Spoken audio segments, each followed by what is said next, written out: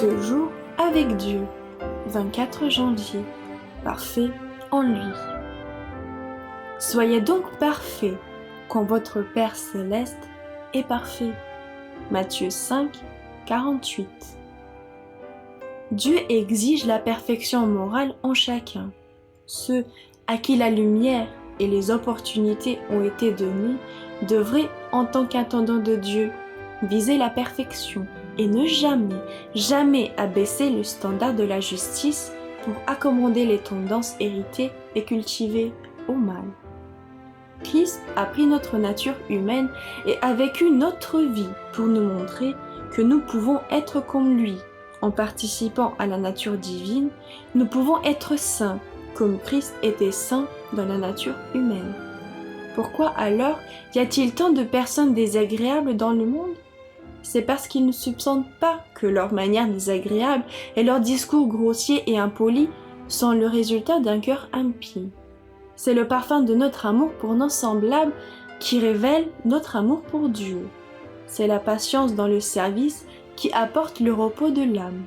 C'est par des travailleurs humbles, diligents et fidèles que le bien-être d'Israël est promu.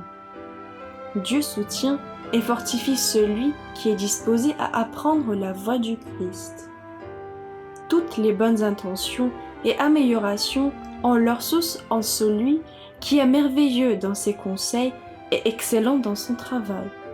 Quoi que nous fassions, quel que soit le département de l'œuvre dans lequel nous sommes placés, Dieu désire nous affiner et nous ennoblir. Il désire contrôler l'esprit de l'homme afin qu'il puisse faire un travail parfait. Le toucher délicat de la main du médecin, son pouvoir sur les nerfs et les muscles, sa connaissance de l'organisme, du corps et la sagesse du pouvoir divin qui doit être utilisé en faveur de l'humanité souffrante. L'habileté avec laquelle le charpentier utilise le marteau et la force avec laquelle le forgeron fait sonner l'enclume viennent de Dieu. Il a confié aux hommes des pouvoirs et il s'attend à ce qu'ils se tournent vers lui pour obtenir des conseils. Ainsi, ils peuvent utiliser ces dons avec une aptitude infaillible, témoignant pour la gloire de Dieu qui sont des ouvriers avec lui. Ainsi, ils purifient leurs âmes par la sanctification de l'esprit, à travers la vérité. Dans leurs expériences, les paroles de Christ s'accomplissent.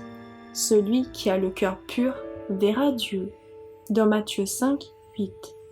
Tous devraient sentir qu'ils travaillent à une grande fin.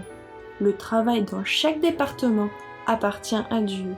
Et ceux qui font ce travail avec exactitude, sans erreur, représentent la perfection de Dieu. Lettre 9, 24 janvier 1899. À ceux qui occupent les postes importants à la conférence générale.